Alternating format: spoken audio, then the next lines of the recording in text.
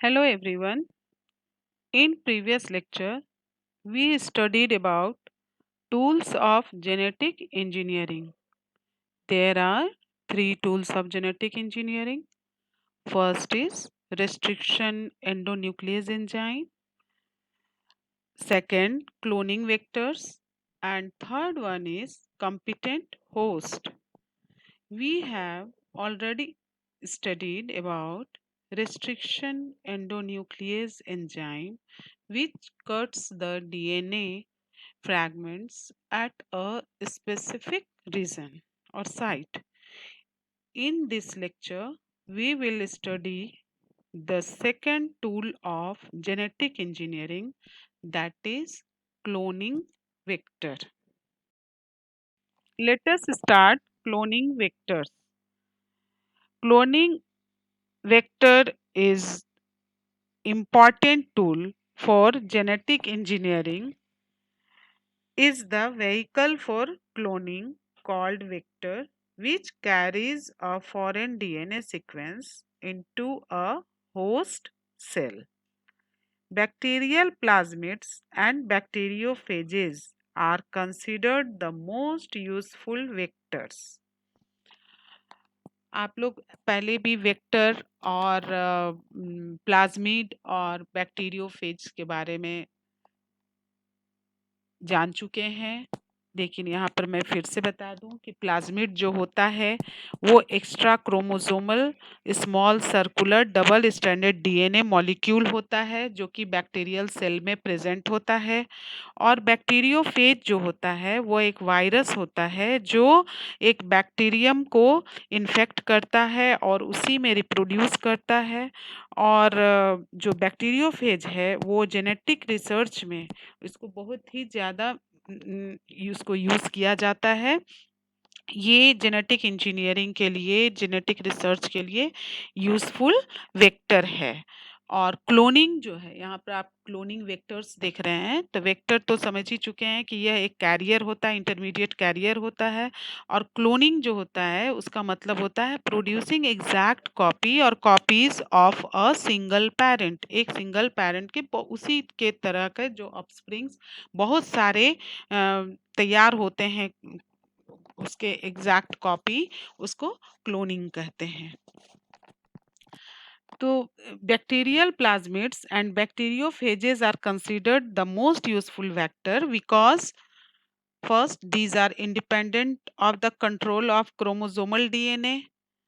Second, bacteriophage genomes occur in very large numbers in bacterial cells. And third one is the copies of plasmids per cell range from a few to 100 और even more. इसमें copies जो हैं बहुत ही तेजी से या बहुत ही ज़्यादा मात्रा में बनते हैं। तो certain essential features should be present in a DNA molecule to act as a cloning vector. इसके जो फीचर्स होते हैं यहाँ पर आप लोग देख रहे हैं टेबुलर फॉर्म में। Features required to facilitate cloning in vector is first origin of replication, जिसको शॉर्ट फॉर्म में ORI भी कहते हैं। Second is selectable marker. Third is cloning sites. Fourth is vectors for cloning in plants and animals. तो अभी हम लोग origin of replication के बारे में पढ़ेंगे।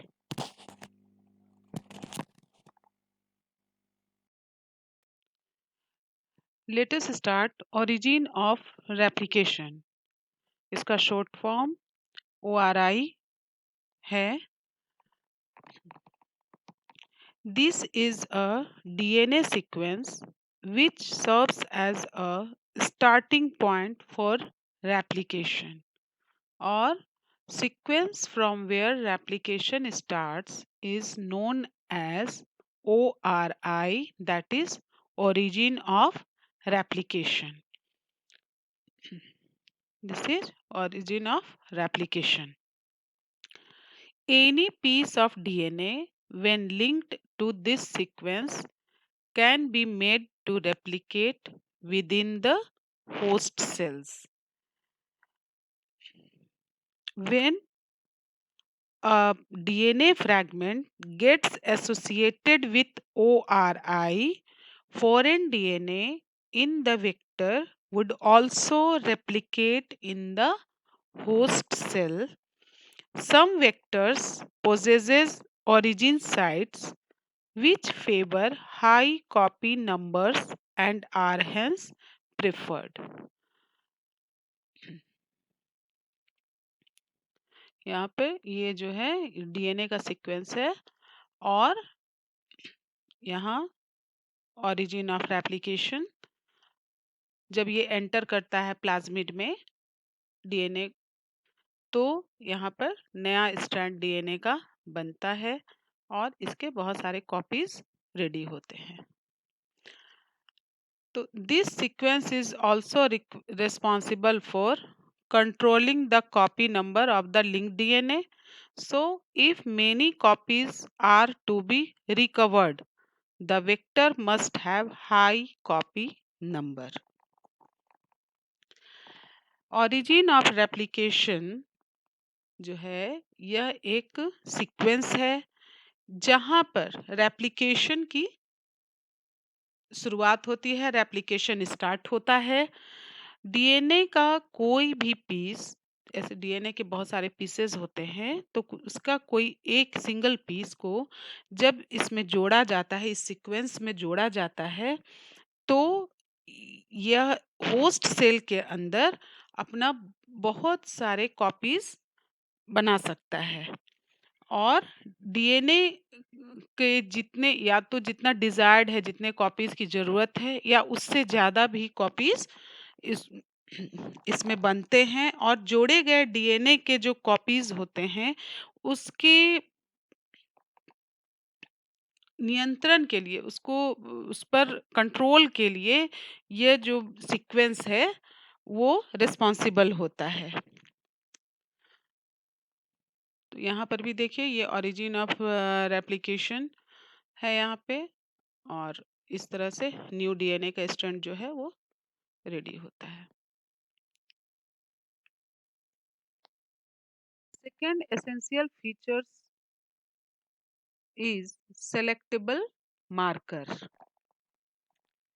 In addition to ORI, the cloning vector requires the presence of a selectable marker to identify and eliminate non-transformants. On the other hand, it should selectively permit the growth of transformants. Plasmids are characterized to possess some important genes like the antibiotic resistance gene,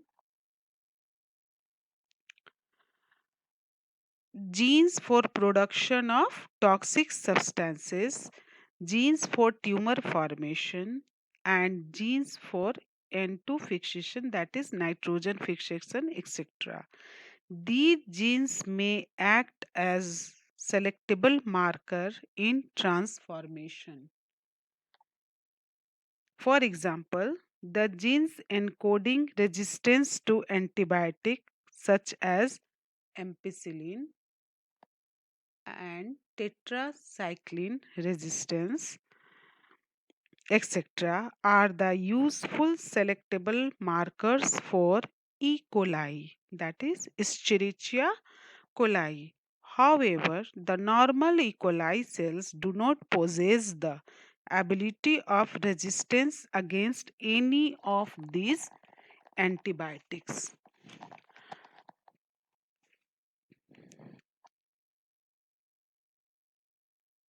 यहाँ पर दो word use हुए हैं transformant and non transformant तो transformant means these are the bacterial cells या bacterial cells होता है which incorporate plasmid DNA into their genome जो फेवर करता है प्लाज्मिड को प्लाज्मिड डीएनए को उसके जीनोम में and non transformant these are the bacterial cells which take up the plasmid but do not incorporate the plasmid DNA into their genome. उसमें plasmid होता है, लेकिन वो उसको इनकॉर्पोरेट नहीं करता है प्लाज्मिड डीएनए को उसके जीनोम में। और ट्रांसफॉर्मेशन एक प्रोसेस है जिसमें डीएनए के एक पीस को, ऐसे डीएनए के बहुत सारे पीसेस अगर कर दिए जाएं तो उसके एक पीस को होस्ट बैक्टीरियम में इंट्रोड्यूस कराया जाता है और उसमें टेट्रासाइक्लिन, एम्पिसिलिन और क्लोरेम्फेनिकॉल या केनामाइसिन एक्सेट्रा इस तरह के जो एंटीबायोटिक्स होते हैं उसके रेजिस्टेंस को एनकोडिंग करने वाले जीन जो होते हैं वो इकोलाई में सेलेक्टेबल यूजफुल सेलेक्टेबल मार्कर्स होते हैं।